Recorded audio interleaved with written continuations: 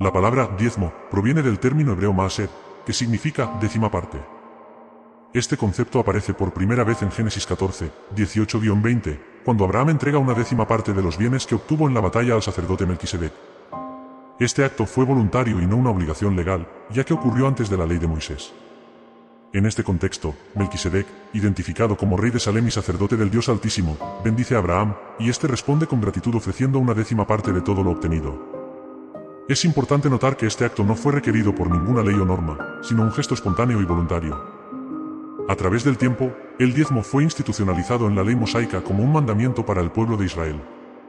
Este mandato se estableció formalmente en pasajes como Números 18, 21-24, donde Dios declara que los diezmos de los israelitas serían entregados a los levitas como herencia, ya que ellos no tendrían parte en la distribución de la tierra prometida. Los levitas, separados para el servicio del tabernáculo, dependían de los diezmos para su sustento.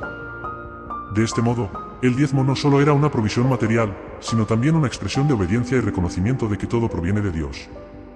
Además, Deuteronomio 14, 22-29 introduce un segundo tipo de diezmo, destinado a fomentar la celebración y la ayuda a los más necesitados. Este diezmo era llevado al lugar que Dios escogiera para establecer su nombre, donde el pueblo participaba en festividades, compartiendo una parte de sus bienes con los levitas, los huérfanos, las viudas y los extranjeros. En los años tercero y sexto de cada ciclo sabático, este diezmo se destinaba completamente a los más vulnerables de la sociedad, promoviendo la justicia social y asegurando que nadie quedara desamparado. Un pasaje clave sobre el diezmo en el Antiguo Testamento es Malaquías 3, 8-10, donde el profeta reprende al pueblo de Israel por su negligencia en dar los diezmos y las ofrendas. Dios los acusa de robarle al retener lo que le pertenece, y como consecuencia, la nación enfrentaba maldición. En este texto, Dios desafía al pueblo a ponerlo a prueba, prometiendo abrir las ventanas de los cielos y derramar bendiciones si traen todos los diezmos al alfolí. Este pasaje es uno de los más citados en las iglesias modernas para exhortar a los creyentes a diezmar, aunque a menudo se cita fuera de contexto, sin considerar que estaba dirigido específicamente a Israel en el marco del pacto mosaico. El diezmo, tal como se presenta en el Antiguo Testamento, no era simplemente un acto financiero, sino un componente integral de la relación del pueblo de Israel con Dios. Representaba un reconocimiento de la soberanía de Dios sobre todas las cosas y una forma de sostener tanto el culto como a aquellos dedicados a servir en el tabernáculo. Además, promovía la solidaridad y la justicia social al garantizar que los recursos se compartieran equitativamente entre toda la comunidad. Es crucial entender que, aunque el diezmo fue una práctica esencial bajo el antiguo pacto, su propósito y aplicación estaban intrínsecamente ligados al sistema levítico y a las leyes dadas a Israel. Esto plantea la pregunta de si los cristianos, bajo el nuevo pacto en Cristo, están llamados a seguir esta práctica de la misma manera. En los siguientes apartados exploraremos cómo el Nuevo Testamento aborda este tema y qué principios guían nuestra generosidad y mayordomía hoy en día. Una de las preguntas más comunes ¿es el diezmo aplicable a los cristianos bajo el nuevo pacto? Para responder, es crucial entender la diferencia entre el Antiguo y el Nuevo Pacto. En el Antiguo Testamento, el diezmo era parte de un sistema legal dado específicamente a la nación de Israel. Sin embargo, en el Nuevo Testamento, encontramos un cambio fundamental en cómo Dios se relaciona con su pueblo. Jesús mencionó el diezmo en Mateo 11 y 23, donde reprendió a los fariseos por su hipocresía. Aunque eran estrictos en dar el diezmo de hierbas como la menta, el eneldo y el comino, habían descuidado los asuntos más importantes de la ley, la justicia, la misericordia y la fe. Es significativo que Jesús no aboliera el diezmo en este contexto, pero tampoco lo enfatizara como un mandato central en el nuevo pacto. Más bien, su crítica se enfocó en la superficialidad con la que estos líderes religiosos cumplían con los aspectos externos de la ley, mientras ignoraban su espíritu fundamental. Este pasaje nos deja una lección importante: Dios valora más la justicia y la misericordia que los rituales religiosos. El apóstol Pablo, por su parte, nunca instruyó a las iglesias gentiles a diezmar. En cambio, enseñó principios de generosidad y ofrenda voluntaria. En 2 Corintios 9, 7, Pablo escribe: cada uno de como propuso en su corazón, no con tristeza, ni por necesidad, porque Dios ama al dador alegre. Esta enseñanza refleja un cambio de enfoque, de una obligación legal a una actitud de corazón. Pablo, consciente de que las comunidades gentiles no estaban sujetas a la ley mosaica, apelaba a un modelo de generosidad basado en el amor y no en la imposición. De hecho, en varias de sus epístolas, enfatiza que la ofrenda debe ser fruto de una decisión personal y no una carga impuesta. Otro ejemplo del cambio en el Nuevo Testamento se encuentra en Hechos 4, 32-35, donde los primeros cristianos compartían voluntariamente sus bienes para suplir las necesidades de la comunidad. Este modelo no era un sistema de diezmos obligatorios, sino una expresión radical de amor y solidaridad. Los creyentes no consideraban sus posesiones como propias, sino que las ponían al servicio de la comunidad. Esto demuestra cómo el Espíritu Santo transformaba los corazones, llevando a los creyentes a dar más allá de cualquier mandato legal. El Nuevo Testamento también introduce el concepto de dar como un acto de adoración y agradecimiento. Filipenses 4:18 describe las ofrendas como un olor fragante, un sacrificio acepto, agradable a Dios. Este lenguaje resalta que el dar no se trata solo de cumplir una norma, sino de expresar devoción y gratitud hacia Dios. En lugar de centrarse en un porcentaje específico, el Nuevo Testamento nos llama a dar con un corazón generoso, dispuesto y alegre. Es importante destacar que, aunque el Nuevo Testamento no ordena el diezmo, sí establece principios claros sobre el dar. En 1 Corintios 16:2, Pablo aconseja a los creyentes apartar algo según sus ingresos para apoyar la obra del ministerio. Este enfoque flexible reconoce que no todos tienen la misma capacidad económica, pero todos pueden participar en la obra de Dios desde su posición. En conclusión, el diezmo, tal como se practicaba en el Antiguo Testamento, no es un mandato directo para los cristianos bajo el Nuevo Pacto. Sin embargo, el principio de dar con generosidad, gratitud y amor sigue siendo central en la vida cristiana. En lugar de verlo como una obligación, debemos entenderlo como una oportunidad para participar en la obra de Dios y reflejar su amor en nuestras vidas. En el Nuevo Pacto, somos llamados a vivir bajo la gracia y no bajo la ley. 2 Corintios 5:17 nos dice que, si estamos en Cristo, somos una nueva creación, las cosas viejas pasaron, y todas son hechas nuevas. Este cambio radical no solo afecta nuestra relación con Dios, sino también nuestra forma de vivir y nuestras prioridades espirituales. La nueva creación implica un abandono de las antiguas estructuras legales y rituales que caracterizaban el antiguo pacto, para entrar en una relación viva y transformadora con Cristo. El autor de Hebreos dedica un amplio espacio a explicar la superioridad del nuevo pacto en comparación con el antiguo. En Hebreos 7, se introduce a Jesús como nuestro sumo sacerdote según el orden de Melquisedec, un sacerdocio que trasciende y supera al sistema levítico. Este cambio es fundamental porque establece que ya no estamos sujetos a las ordenanzas del antiguo sistema, incluidas las leyes del diezmo, que estaban destinadas a sostener el sacerdocio levítico. Jesús, al ser nuestro sumo sacerdote eterno, inaugura una nueva era en la que la fe y la gracia son los pilares centrales de nuestra relación con Dios. Hebreos 8, 6-13 refuerza esta idea al describir el nuevo pacto como mejor y establecido sobre promesas superiores. Mientras que el antiguo pacto dependía del cumplimiento humano, el nuevo pacto se basa en la obra consumada de Cristo. Este pacto no requiere de rituales externos para sostener la relación con Dios, sino que está fundamentado en un corazón transformado por el Espíritu Santo.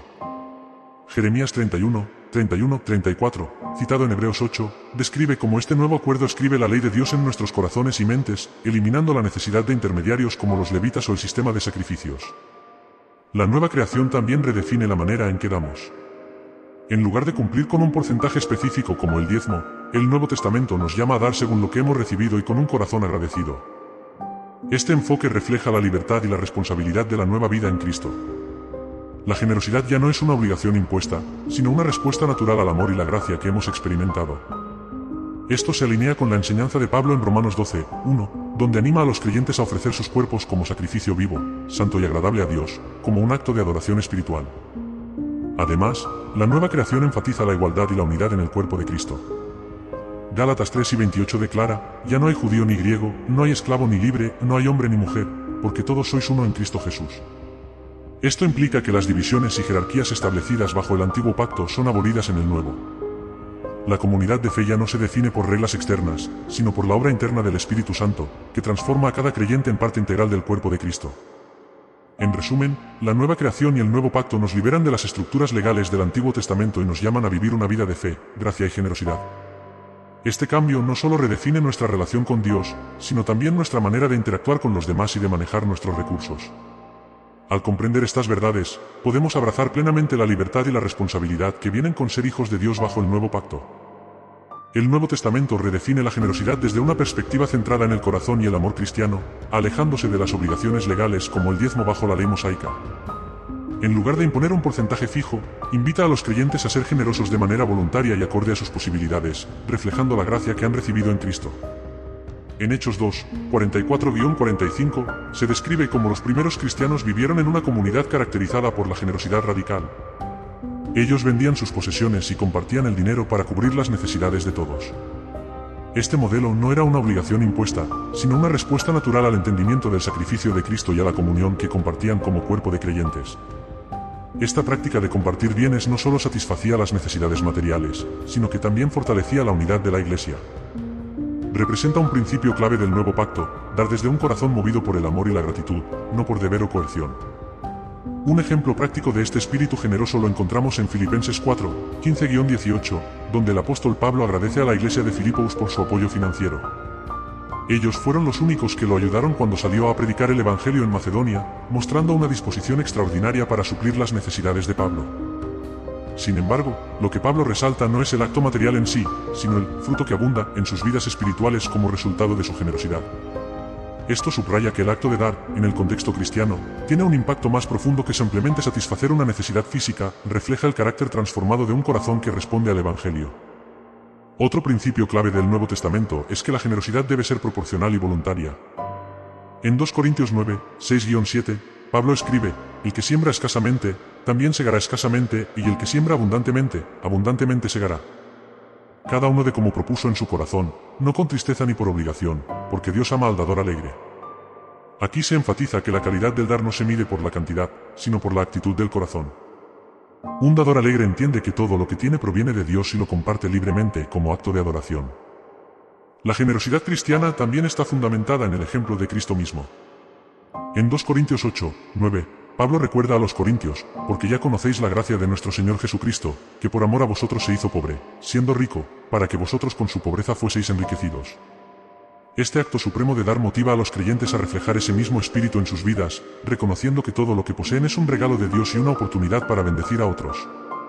En resumen, los principios de generosidad en el Nuevo Testamento están fundamentados en la gracia, el amor y la transformación del corazón. Más que un mandato legal, es un llamado a reflejar el carácter de Cristo, compartiendo con otros y apoyando la obra del Señor desde un corazón lleno de gratitud y alegría. El tema del diezmo ha sido objeto de múltiples malentendidos, en algunos casos, lamentablemente, de manipulación dentro de ciertos círculos cristianos.